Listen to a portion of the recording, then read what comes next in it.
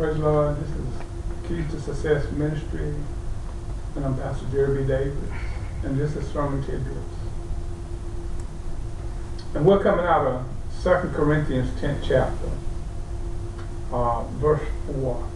For the weapons of our warfare are not carnal, but they are mighty through God to the pulling down of strongholds, casting down imagination and every high thing that exalts itself against the knowledge of God, and bringing into captivity every thought to the obedience of Christ, and having in a readiness to revenge all disobedience when your obedience is fulfilled.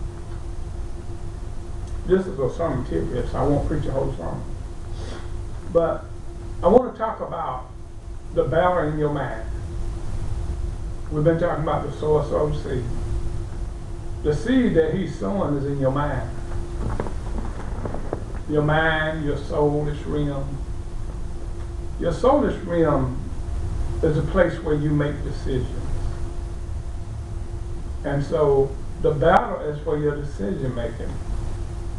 I'm going to use, for example, I was talking to a brother one day, and the brother said he had met this good-looking woman.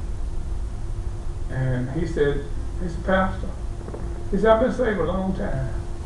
He said, but I want to be with this woman. He said, I've never felt this way before. And the question came, why? After all these years I've been saved, why am I tempted like this? And it goes back to the seed that's been planted in his mind. I talked to a young brother, and the young brother, he had a hard time getting over a failed divorce. In the divorce, the wife had cheated. And he had promised himself he would never cheat if he ever got married again. But he met this woman who was meeting a need in his life that his wife won't meet. And because he had planted seeds of unforgiveness, I can't say he really didn't forgive the person. I think he just had a fear of falling in love with another person similar to that person. Why? Because he didn't protect his mind. And here's what happened. When that need he was talking about wasn't met, he began to battle by meditating on that need. He began to meditate on what it would be like to have that need met. How it would make him feel if the need was met the way it's supposed to be.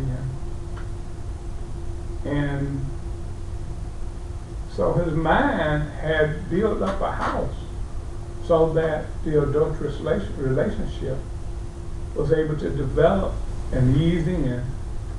And the funny thing is, he said he believed it was of God.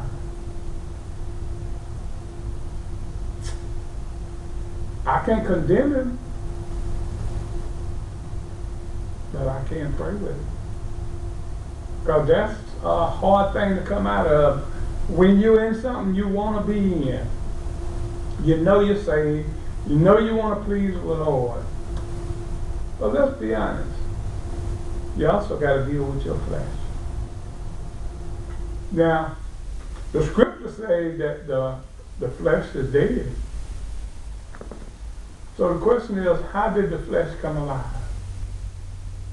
Well, it came alive because of the meditation of his mind, of the things he allowed, the thoughts he allowed to flow. It woke up those appetites that was in his body.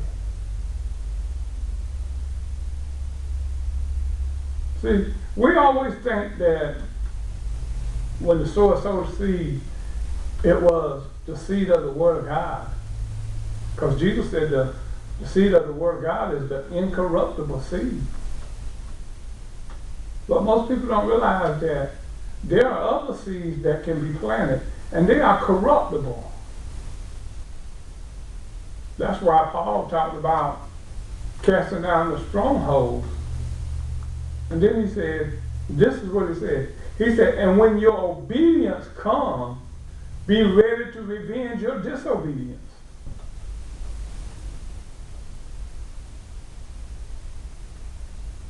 So we have to think about what is it that I planted in me that I need to revenge or eliminate out of my conscious mind that I built a house from. Think about it. What have you built? What is it in your mind, in your heart, to do that you planted and didn't realize you planted it, but you call yourself protecting yourself, and actually you set yourself up to fail? This is Keys to Success Ministry, and I'm Pastor Jerry Davis, and this is a tidbit.